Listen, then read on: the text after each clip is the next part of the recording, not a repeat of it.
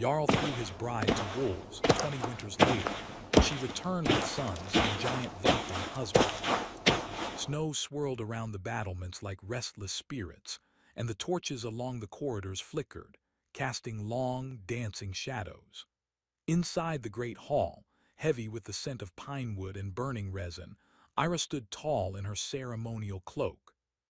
Her chest rose and fell with quiet determination, though her hands trembled just slightly beneath the fabric. Tonight was supposed to be her union with Jarl Haldor, a man whose name had been whispered across the northern kingdoms as both cruel and wise. But tonight would become a memory of betrayal instead.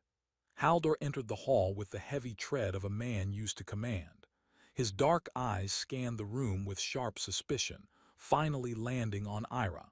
His expression was unreadable, but the tension in his jaw betrayed him. The hall, filled with lords, ladies, and warriors, fell silent. Every eye seemed to hold a question, and every whisper threatened to rise into accusation. "Ira," Haldor said, his voice echoing against the stone walls, "do you deny the truth? Do you deny that you conspired against me?" Ira's throat tightened. She knew this moment was not about truth, it was about power. Someone had poisoned the Jarl's mind with lies. Someone had whispered that she, the bride he had claimed as his own, had betrayed his trust. And now she stood alone against the weight of a kingdom's judgment. "I do not understand, my lord," she replied, her voice steady, though her heart thumped like a drum. "I have done nothing against you or your people." Haldor's eyes narrowed. His hand rested on the hilt of his sword, a silent threat. "Do not lie to me," he said. "The wolf-marked letters came from your hand. The plan to undermine my rule, your name is on it." Ira's eyes widened. Letters she had never seen, accusations she had never heard, all spun into a web meant to trap her. Fear rose like ice water in her veins. She took a step forward, but the hall seemed to shrink around her, the shadows stretching longer, swallowing her courage. "I swear on my life, Jarl, I have done nothing," she said, her voice rising. "You are mistaken." Haldor's lips twisted into a smile that did not reach his eyes. "Mistaken?" he asked, his tone cruel. "No, Ira, you know the punishment for betrayal. Wolves do not forgive. Wolves do not forget." The doors of the hall creaked open and soldiers approached. Their armor gleamed dimly under the torchlight. Ira's heart sank. She had known fear before, but never like this, the fear of being abandoned, betrayed by the one she had trusted with her life. "No," she cried, struggling against the soldiers who grasped her arms. "I swear I am innocent." But Haldor's command was final. The hall erupted in gasps and murmurs as he gestured toward the gates. "To the forest with her. Let the wolves decide her fate." Ira felt the chill of winter seep into her bones as they dragged her out of the great hall. The snow was thick on the ground, and the forest beyond seemed endless and unforgiving. She stumbled, her feet sinking into the cold, powdery snow. Her breath came in short, ragged bursts. She looked back at the fortress, the torchlight fading behind her, and felt a crushing loneliness. The wolves were not visible at first. Only the silence of the forest and the distant howl of the wind surrounded her. But she knew they would come. She knew their hunger would not be tamed by mercy or pleas. She tried to run, but the snow slowed her and the soldiers held firm. Her mind raced, not with fear but with a desperate will to survive. "I will not die here. I cannot let this end me." Hours seemed to stretch as they reached a clearing. The moon was a pale witness, casting silver light over the white world. And then she heard them, soft growls at first, distant and cautious. The wolves had caught her scent. Their eyes reflected the moonlight, glinting like shards of ice. Ira fell to her knees, the cold biting her skin. She closed her eyes, waiting for the end, feeling the forest around her as if it were alive, watching, judging. Her mind turned not to anger or sorrow, but to the memories of her life, her family, the dreams she had carried, and the strange feeling that there was something more beyond this cruel fate. The wolves circled her, their growls rising in a haunting chorus. Their teeth glinted under the moon and their eyes were sharp, intelligent, filled with a wild knowledge. Ira's chest rose and fell rapidly, but she forced herself to breathe calmly. If I am to die, let it be on my own terms. Suddenly, a figure appeared from the shadows. Tall, broad, and almost impossibly large, he stepped into the moonlight. The snow crunched beneath his feet and the air seemed to shift around him. Ira's eyes widened. The wolves froze, their growls faltering, as if recognizing an authority beyond their own. He was a giant of a man, his hair wild like the forest itself, and his eyes burned with a strange, fierce light. He held no weapon, yet every muscle in his body radiated power. The wolves backed away, growls softened to low murmurs, and Ira felt a sudden surge of hope. "Step back," he said, his voice deep and commanding. "She is under my protection." The soldiers hesitated, uncertainty flickering in their eyes. The giant's presence was impossible to deny. Even the moon seemed to glow brighter around him, as if the forest itself acknowledged his power. Haldor's soldiers took a step back, unsure, and the giant looked down at Ira. "You will not die tonight," he said. "Come." Ira's knees trembled as she rose to her feet. She did not fully understand who this man was or why he had appeared, but instinct told her to trust him. She followed him into the forest, the wolves fading behind them, watching silently. As they walked, Ira's mind was a whirlwind of confusion and questions. "Who are you?" she asked softly. The giant's eyes met hers.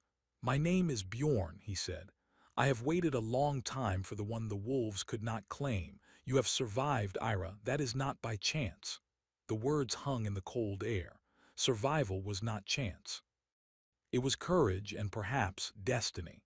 Ira felt the first spark of strength return to her heart, a flicker against the darkness that had threatened to consume her. They came to a hidden valley, surrounded by cliffs and ancient stones. The wind was gentler here and the air carried the scent of pine and frost. Wolves lingered at the edges, keeping their distance. Bjorn gestured for her to rest. "You will heal here," he said. "The forest will teach you to survive. And when the time comes, you will reclaim what was stolen from you." Ira sank to the snow-covered ground, exhaustion overwhelming her, but her heart beat with a new rhythm, one of determination, resilience, and the faint stirrings of a bond she did not yet understand. The first night in the hidden valley was quiet, yet filled with the whispers of the forest. The wind carried secrets, and the stars overhead seemed to shine with a knowing light. Ira closed her eyes and let sleep take her, but even in dreams, the memory of betrayal lingered. She dreamed of Haldor, his cold eyes accusing her, his hand pushing her into the snow. She dreamed of wolves circling, teeth glinting, and the forest swallowing her whole. But then she saw Bjorn's eyes, fierce and protective, and a warmth spread through her chest. A promise of survival, of strength, of a future that could be forged from pain. When she awoke, the morning light painted the valley in gold and silver. The snow sparkled like crystals, and the trees stretched high into the sky, their branches heavy with frost. Ira stood and took a deep breath. The cold no longer bit as sharply. It was a reminder of the life she still held, the chance to rise from the darkness of betrayal. Bjorn approached her, his massive frame cutting a shadow against the morning light. "The forest has chosen you," he said. "It will give you strength, and in time it will teach you to command it." Ira looked out over the valley, the snow, the ancient stones, and the distant mountains. She felt a quiet determination growing within her. The Jarl had thrown her to wolves, but she had survived. She would not just survive. She would rise, stronger, wiser, and with a heart tempered by fire and ice. And somewhere deep in the forest, the wolves howled, a chorus that spoke of judgment, power, and the beginning of a story that had only just begun. Ira turned to Bjorn, her eyes steady. "I will not forget," she said softly. "And one day he will know that I am not the same girl he betrayed." Bjorn's lips curved in a faint smile. "No," he said, "you will be far more than he ever imagined. But first, we endure. The forest has much to teach, and winter is only the beginning."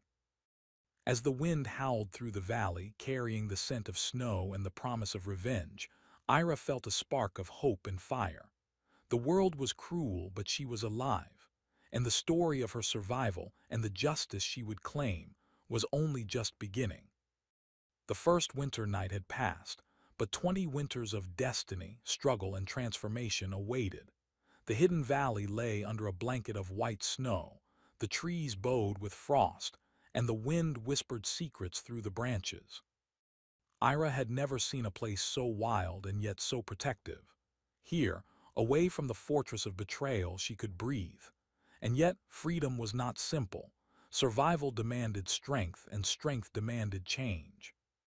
Bjorn, the giant warrior who had saved her from the wolves, became both her guide and her challenge. His eyes, deep and serious, watched her every move as she learned to walk through the snow without sinking, to read the patterns of the forest, and to listen to its hidden life. "You must trust the forest," Bjorn said one morning, his voice deep, echoing against the cliffs. "It speaks in ways we often cannot hear. Wolves, trees, wind, they all tell truths you will need to survive." Ira nodded, shivering in her fur-lined cloak. She had tried to speak, but the words often failed her in his presence. His strength, though comforting, reminded her of her own fragility. And yet, with each day, she began to feel the pulse of life around her, the quiet rhythm of nature that was patient, observant, and wise. They started with the basics. She learned to find food in frozen streams, to fashion shelter from fallen branches and snow, and to read the skies for warning signs of storms. Bjorn never held her hand in teaching. He expected her to stumble, fall, and rise again. And she did. Each bruise, each frostbitten fingertip only made her resolve stronger. "I cannot be weak," she whispered to herself one evening, watching the last light of the sun fade behind the distant mountains. Her breath formed clouds that drifted into the cold air. Not again. Bjorn noticed, as he always did. "Strength is not only in your arms or legs," he said, sitting beside her by a fire they had built. "It is in your mind, your heart, your will. You survived the wolves. That was only the first test." Ira looked at him, her eyes reflecting the firelight. His words carried weight, but they also carried another feeling, something she could not yet name. Respect, admiration, perhaps something closer to trust. For the first time in many years, she felt she could lean on someone without fear. As winter deepened, Ira began to notice changes within herself. She could feel the wolves' movements before they appeared, hear the rustle of the forest with extraordinary clarity. It was as if the cold, the snow, and the isolation had sharpened her senses. Sometimes, she could even sense Bjorn's presence before she saw him, a quiet warning or reassurance carried through the wind. "You are learning quickly," Bjorn said one morning, his eyes scanning the snowy horizon. "But the forest has more to teach. You must listen, truly listen, and not only with your ears." Ira nodded, closing her eyes. She let the cold seep into her bones, felt the rhythm of the snow beneath her feet, the whispers of the wind, and the distant howl of a wolf pack. Slowly she began to understand. The forest was alive. It had its own will, its own memory, and it had chosen her for a reason. Weeks passed. Ira's body grew stronger, her mind sharper. She learned to move through the forest silently, to track and to anticipate danger. And always Bjorn was there, not to protect her from every threat, but to guide her in mastering herself. One evening, as the northern lights danced across the sky in waves of green and violet, Bjorn brought Ira to a frozen river. "You will fish," he said simply. "Not with magic, not with force, but with patience. Watch, learn, and then act." Ira knelt by the riverbank, her hands numb from the cold, her breath visible in the icy air. The fish moved slowly beneath the ice, shadows flickering in the water. She held her hands steady, recalling the forest's rhythm, the way it breathed and waited. Hours passed, and just as her patience was about to falter, she felt a sudden tug. She pulled, and a small fish broke the ice's surface. Bjorn's deep laugh echoed across the frozen valley. "You are learning," he said. not just to survive, but to command your life, your fate. That is far more important than killing or fighting. Ira smiled, the first true smile in a long while. She realized that strength was not revenge. It was endurance, skill, and the courage to keep moving forward. As winter gave way to the first whispers of spring, their bond deepened. Bjorn shared stories of his past, tales of distant lands, giants, and ancient powers that had shaped the North. Ira listened, fascinated, and in turn shared memories of her past life, her family, the fortress, and the betrayal she had endured. "You carry fire inside you," Bjorn said one night as they sat by the fire. "It is why the wolves did not claim you. It is why the forest spoke to me of your coming. And it is why one day you will face the Jarl again, not as the girl he betrayed, but as a force he cannot deny." Ira's heart tightened. The thought of Haldor, the Jarl who had cast her into the wolves, made her blood burn with a mixture of fear and anger. But she also felt a strange calm. She was no longer helpless. She had been reforged by the wilderness, by Bjorn's guidance, and by the fire that had always lived inside her. Spring arrived slowly, the snow melting to reveal the first green shoots. In the quiet of the valley, Ira's life began to take a new shape. Bjorn taught her how to harness her connection with the wolves, how to call them, and how to move as silently and swiftly as they did. The wolves, once her potential killers, now became her allies, recognizing her as part of the wild itself. It was during one of these training days that they first spoke of the future, not just survival but family. Ira hesitated, her thoughts turning inward.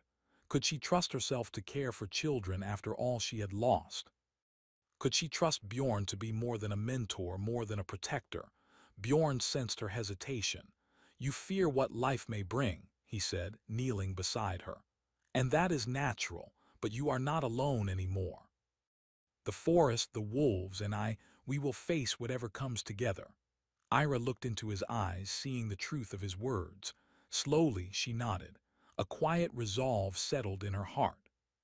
She would embrace this new life, this chance to rebuild, even if it demanded courage she had not known she possessed. Months passed. Ira became skilled in the ways of the forest, her body strong, her mind sharp, and her heart steady. Bjorn remained at her side, patient, silent at times, guiding without ever pushing too hard. And slowly, a bond formed between them that was not merely friendship. It was respect, trust, and a quiet recognition of shared strength. It was during the height of spring, as the valley burst into color, that Ira realized she could teach others too. They found two orphaned boys wandering near the cliffs, lost and hungry. Ira's heart stirred with a fierce, protective warmth. She took them in, teaching them the ways of the forest, instilling in them courage, skill, and kindness. Bjorn observed silently, a small smile on his lips. "You have grown," he said one evening as they watched the boys play in the snow. "Stronger than I imagined, wiser than I feared." Ira felt a mixture of pride and uncertainty. Raising the boys, teaching them, and building a life in this wild, untamed valley was a responsibility she had never expected. But with each passing day, she discovered that strength was not measured by survival alone. It was measured by care, patience, and the courage to love despite loss. One evening, as the sun dipped behind the mountains, painting the sky in shades of fire and violet, Ira and Bjorn stood together on a cliff overlooking the valley. The wind whipped around them, carrying the scent of pine and the faint howl of distant wolves. "We have built something here," Bjorn said softly, his hand brushing against hers.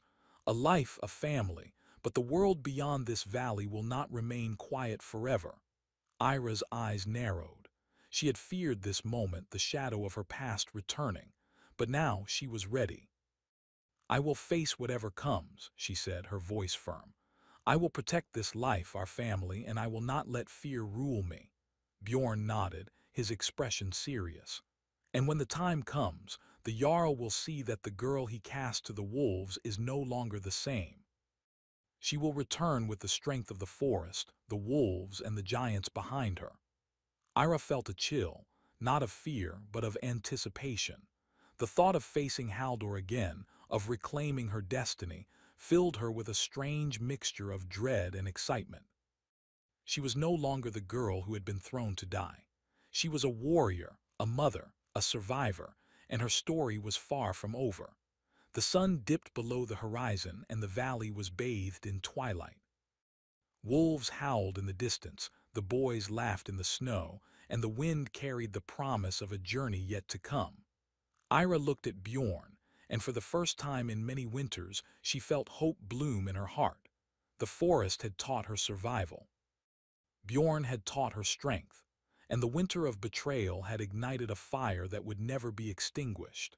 And somewhere beyond the mountains, in the fortress that had once been her prison, Haldor's thoughts were uneasy. Whispers spoke of a woman who had survived the wolves, of a giant warrior in the hidden valleys, and of children who carried both courage and cunning in their veins. The time was coming when the past and the present would collide. And Ira knew that when it did, she would not falter. The first step of her journey had been survival. The second step was mastery of herself and her destiny. And the third step, though it was not yet taken, would be the reckoning with the Jarl who had dared to betray her. As the stars emerged in the sky, shimmering like frozen fire, Ira felt the first stirrings of a purpose that was greater than vengeance.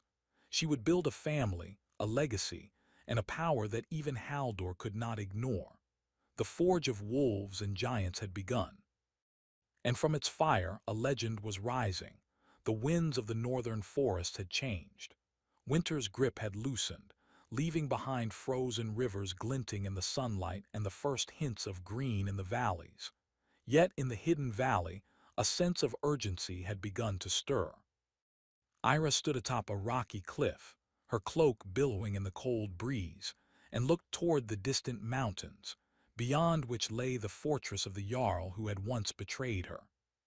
Her heart was steady now, tempered by years of survival and training, but it beat faster at the thought of what awaited. The snow that had once threatened to swallow her now sparkled as a symbol of her endurance, a reminder of the strength she had forged alongside Bjorn and the boys. Bjorn approached silently, his towering figure casting a long shadow across the frozen rocks. "The time has come," he said in his deep, resonant voice. "The world beyond this valley will not wait, and neither will your destiny." Ira turned to him, her eyes reflecting both determination and a flicker of fear. "I am ready," she said softly, though the words carried a weight she did not fully understand. "We are ready." The boys, Runnar and Sven, were eager and restless, their youthful energy carrying the promise of the next generation. They had trained in the ways of the forest, learning to move silently, track, and hunt. They had watched the wolves, learning patience, observation, and courage. Ira had taught them to listen to the land, to respect its power, and to trust in their instincts. "Do you think he will recognize us?" Runnar asked one morning as they prepared to leave the hidden valley. His voice was small, almost lost in the vastness of the snowy cliffs, but there was a sharpness in his eyes, a reflection of Ira's own determination. Bjorn's lips curved in a faint smile. "He will recognize something," he said, "but what he sees may not be what he expects." Ira nodded, placing a hand on each boy's shoulder. "We do not go to fight for hate," she said. "We go to claim our place, to show that we are not victims, and that strength and honor are not in cruelty, but in courage and justice." The journey to the Jarl's kingdom was long and treacherous. Snowfields stretched endlessly, forests hid dangers both natural and magical, and the wind carried whispers of the old world. At times, Ira felt the pull of doubt, memories of betrayal, fear of what awaited, and the weight of responsibility for her sons and Bjorn. But every time doubt rose, she reminded herself of the lessons of the forest: patience, observation, endurance. One evening, as the sun dipped behind distant peaks, they made camp in a narrow glen. The boys built a small fire while Ira and Bjorn stood apart, watching the shadows stretch across the snow. "You have grown stronger than I imagined," Bjorn said quietly. "And yet, strength alone will not be enough. Haldor is clever. He has ruled through fear and cunning for years. He will not underestimate you, but he will test you in ways we cannot foresee." Ira's gaze was steady. "I am not the girl he betrayed, and you are not only my protector. We are a family. We face this together." Bjorn nodded, the faintest touch of pride in his eyes. "Together," he agreed. As they approached the borders of Haldor's lands, signs of decay and unrest became visible. Villagers whispered of strange sightings in the forests, rumors of wolves moving in unusual patterns, and tales of a giant warrior in the north. Soldiers patrolled unevenly, some wary, some careless, unaware that the storm was approaching. Ira kept the group hidden, using the skills she had honed over years. She moved silently, guiding the boys and Bjorn through hidden paths, avoiding patrols and observing the fortress from a distance. Each day, the anticipation grew. The fortress that had been her prison now looked vulnerable from afar, its walls imposing but flawed. At night, by the fire in the forest, Ira taught the boys to track the movements of the soldiers, to understand patterns of watchfulness and weakness. Runnar, quick and clever, caught on easily, while Sven, thoughtful and cautious, learned patience. Together they became a team, a reflection of the bond between mother and sons, and between the giant warrior and the forest.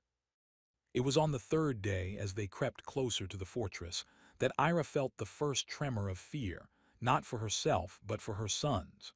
She remembered the cold nights, the betrayal, and the wolves circling her in the darkness. But this time, she was not alone. Bjorn's presence was steady, the boys were brave, and the forest itself seemed to watch over them. "We are ready," she whispered to herself, feeling the pulse of the land beneath her feet. "We face this not with hate but with courage." The approach to the fortress was silent, almost ghostly. The gates were heavy, the walls high, and the towers stood like sentinels watching the snowfields. Haldor had grown older, and his once-proud posture now carried a faint stoop. Yet his eyes were sharp, calculating, and full of suspicion. Ira and Bjorn watched from the forest edge, hidden by the shadows. The boys crouched beside them, alert, their young faces set with determination. "This is where it begins," Ira said softly. "And we must be ready for anything." As night fell, the fortress lights glimmered like distant stars. Ira's thoughts drifted to the past, the betrayal, the wolves, the bitter winter that had changed her forever. But she did not dwell in the pain. Instead, she focused on the path ahead, the reclamation of her life, the protection of her family, and the justice that had waited silently through 20 winters. Bjorn's hand rested on her shoulder. "Fear is natural," he said quietly, "but it does not control us. Remember who you are and what you have become." Ira nodded, drawing a deep breath. She felt the forest, the wolves, and the years of training flow through her. She felt the strength of Bjorn at her side and the courage of her sons beside her. And she knew that the time of reckoning had arrived. The next morning they moved closer, using hidden paths and natural cover. They observed the fortress from a hilltop, noting the movements of soldiers, the patterns of patrol, and the weak points in the defenses.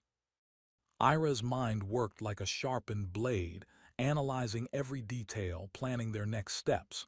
"We strike not with haste," she whispered. "We strike with purpose, with precision, and with the strength we have gained." Bjorn nodded, his massive hand resting on the hilt of his sword. "The Jarl will see you, but he will not see us until it is too late." As the sun dipped below the horizon, painting the sky with shades of gold and crimson, they made their move. The forest seemed to hold its breath, the snow silent beneath their feet, and the distant howl of wolves carried across the valley like a warning. Ira led the boys through hidden paths, her movements swift and silent. Bjorn followed, a silent guardian whose presence radiated strength and authority. They approached the fortress walls, noting the watchtowers, the guards, and the gates. The moment of confrontation was near, and the air seemed charged with anticipation. Suddenly, a torch flickered in a distant tower, catching the attention of a patrolling soldier. Ira froze, heart pounding. The soldier's eyes scanned the forest, but the shadows and snow concealed them. A wolf howled in the distance, drawing the soldier's gaze away, and Ira allowed herself a small sigh of relief. "This is it," she whispered. "Soon we face him. Soon the girl who was thrown to wolves will stand before the Jarl again." Bjorn's eyes gleamed with quiet intensity. "And when we do not falter. We are not the same as before. We are stronger, wiser, and united. Let him see that the cost of betrayal is not only survival, but the rise of those he underestimated." Ira nodded, feeling the power of her words, the fire of her purpose. She thought of the past 20 winters, the cold, the fear, the pain, and how it had shaped her into someone unbreakable. She thought of the boys, innocent yet fierce, and of Bjorn, whose strength had guided and protected her. Together, they were unstoppable. The fortress loomed ahead, dark and imposing, its walls holding the weight of Haldor's rule. But Ira no longer felt fear. She felt determination, courage, and the quiet certainty that the past could no longer define her. She had survived wolves, harsh winters, and betrayal. She had built a family, honed her strength, and discovered the power within herself. And now the time had come to reclaim what was hers. The night was still, the snow soft beneath their feet, and the forest seemed to whisper encouragement. Ira took a deep breath, feeling the pulse of the earth, the rhythm of the wind, and the presence of the wolves in the distance. The fortress would no longer be a place of fear, it would be a place of reckoning. As they crouched behind the last line of trees hidden from view, Ira's heart swelled with a mixture of anticipation and resolve. "We are ready," she whispered, "for justice, for strength, for family." And somewhere within the fortress, in the halls that had once witnessed betrayal and fear, Haldor's mind stirred uneasily. He felt a presence he could not name, a shadow moving beyond the walls, a power that had grown in the years he had ignored. Something was coming. And when it arrived, it would not be the girl he had thrown to wolves. It would be a force of ice, fire, and destiny, forged in the hidden valley, guided by the giants, protected by the wolves, and carried by a mother's unwavering courage. The stage was set. The reckoning was near. And as the stars twinkled above, Ira and her family prepared to step out of the shadows and into history. The fortress loomed against the horizon like a frozen monument of fear. Its towers scraped the sky. Its walls held centuries of stone and secrets. And within its halls, Jarl Haldor sat upon his throne, unaware that the past he thought buried was about to rise. The northern wind carried whispers through the forest, rustling leaves and snow alike, and with it came the silent footsteps of those who would claim what had been stolen. Ira crouched behind the thick trunks of the forest, her breath visible in the frigid air. Her sons, Runnar and Sven, huddled close, their small hands gripping daggers they had learned to wield with precision. Bjorn stood beside her, massive and silent, his presence a shield against both fear and doubt. Together they were a force born of survival, patience, and the fire of injustice that had not been quenched by 20 winters. "This is it," Ira whispered, her eyes scanning the fortress below. "The moment to reclaim what we lost, to face the past and show strength beyond their understanding." Bjorn's deep voice rumbled like distant thunder. "We strike with wisdom, not rage. Courage tempered by care is stronger than anger alone." Ira nodded, feeling the weight of his words. Rage had carried her this far, but wisdom would guide the final steps. The boys looked to her, their young eyes reflecting both excitement and fear. She knelt, brushing a strand of hair from Runnar's forehead. "Remember what I taught you. Watch, listen, and act with purpose. Our strength is in unity." As twilight fell, they moved closer, using the shadows and the natural cover of the forest. Ira's senses were sharpened by years of living in the wild. She could feel the patrol's movements, the subtle creak of gates, the faint glow of torchlight through the windows. The fortress was alive with vigilance, yet it had not prepared for what was coming. They reached a hill overlooking the main gate. Ira's chest tightened, a mixture of anticipation and fear rising within her. 20 winters ago she had been helpless, cast into the snow, abandoned to wolves. Now she was far from that girl. Now she was a mother, a warrior, a strategist. The years of training, of survival, of love and care had forged her into someone the Jarl could not recognize. Bjorn crouched beside her, his immense hand resting on the snow. When we enter, do not underestimate him. He is clever, experienced, and cruel, but he is not prepared for you, Ira, not for us. Ira's gaze hardened. I will not falter. I will face him not with hatred, but with the strength I have earned. The first movement came as they descended toward the gate. The boys ran ahead, silent and swift, following paths Ira had marked in the snow. Bjorn moved beside her, every step deliberate, every motion a warning of the force that accompanied them. The soldiers on patrol were distracted by the wolves' howls in the distance. Their attention was drawn outward and the group passed unseen, the forest masking their presence. Ira's heart pounded, but her steps were steady. The years of patience, of quiet observation had led to this moment. At the fortress wall they paused. The gates were heavily guarded, yet Ira saw the weak points, the gaps between patrols, the shadows where light did not reach, and the narrow ledges that offered passage to those daring enough to use them. She signaled to the boys, who nodded, understanding without words. Bjorn's massive hands gripped the stone wall, and with careful effort they scaled it, using every ounce of their strength and skill. Ira followed, her cloak catching on the wind, her breath steady despite the height.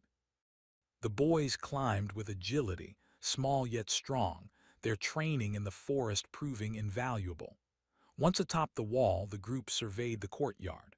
Soldiers moved like shadows, unaware of the presence above them. Ira's eyes locked on the great hall, the place where her betrayal had been sealed, the place where Haldor had condemned her to death. "This is the place," she whispered, "the place where the past meets the present." They descended silently into the courtyard, moving through shadows and behind pillars, each step calculated, each movement precise. The fortress, for all its strength, seemed fragile against their determination. The boys moved like spirits, quick and careful, and Bjorn's presence was a living wall of power beside Ira. Finally, they reached the great hall. The massive doors loomed ahead, and Ira's heart surged with both fear and resolve. She could hear the faint echoes of voices inside, unaware of the reckoning approaching. Bjorn touched her arm gently. "Remember courage and wisdom.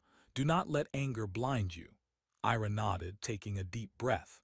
She pushed the doors open and the hall fell silent. The lords, ladies, and soldiers within froze, eyes widening at the sight before them. Ira stepped forward, her sons behind her and Bjorn following, an unstoppable shadow of strength. Haldor rose from his throne, his eyes narrowing as they settled on the figures before him. Recognition sparked in his gaze, followed by disbelief. "Ira," his voice was sharp, strained with uncertainty. "Impossible," Ira's voice rang out, steady and clear. "I am no longer the girl you cast to wolves. I am a mother, a warrior, and a survivor. And I have come to reclaim what you tried to steal from me." The room tensed. Soldiers gripped their weapons, but Bjorn's presence radiated authority that made even the bravest hesitate.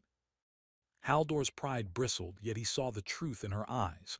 The girl he had betrayed had returned, stronger, wiser, and unbroken. "You think this changes anything," Haldor said, his voice low, dangerous. "I am the Jarl. You are nothing without me." Ira stepped closer, her stance calm but resolute. "You taught me fear. You taught me betrayal. But you did not teach me strength, courage, or love. That I learned elsewhere, and it is stronger than anything you can wield." Bjorn moved forward, his towering figure casting a shadow across the hall. "Do not test her," he said, his voice a rumble of warning. This family will not falter.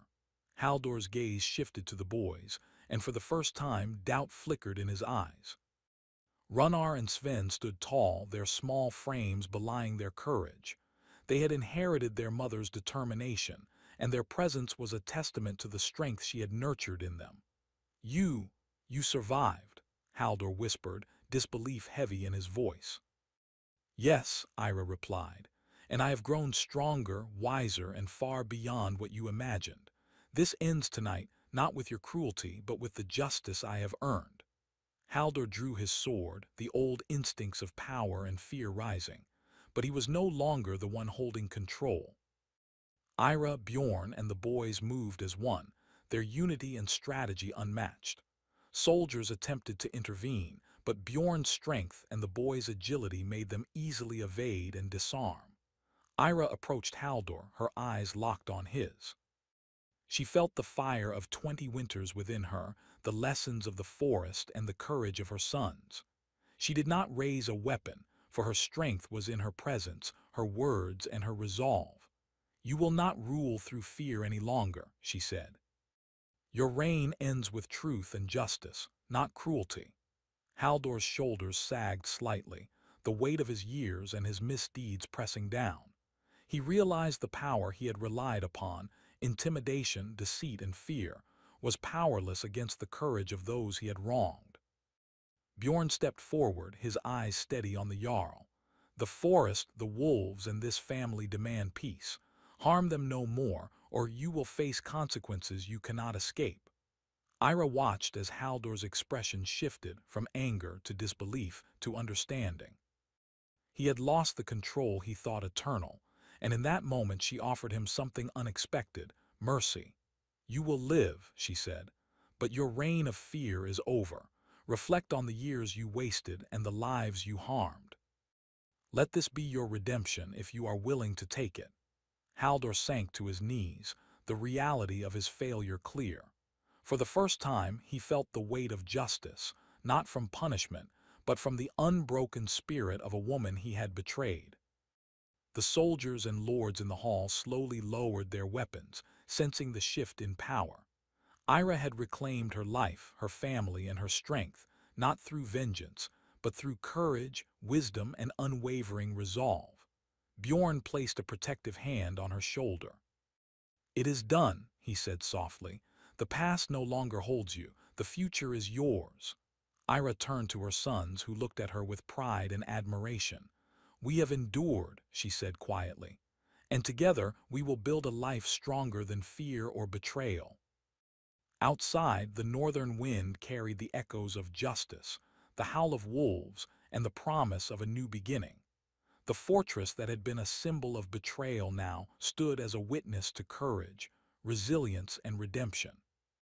Ira's gaze drifted to the horizon, where the mountains met the sky. The past was behind her, the present was claimed, and the future stretched before her like a path of light through the snow. She felt the pulse of the forest, the strength of Bjorn, and the hope of her sons. Together they would forge a legacy, one of courage, unity, and the enduring power of the human spirit. The story of the girl thrown to wolves had become the legend of a family who rose stronger than the cold, the forest, and the cruelty of man. And somewhere in the distant north, as the first stars shimmered above the snow, a faint howl rose from the forest, a song of survival, love, and the beginning of a life shaped by courage and destiny. The forge of wolves and giants had given birth to heroes, and their story would echo through the valleys for generations to come. Ira smiled, feeling the warmth of victory and the calm of justice. The past was behind them, but their journey was only beginning.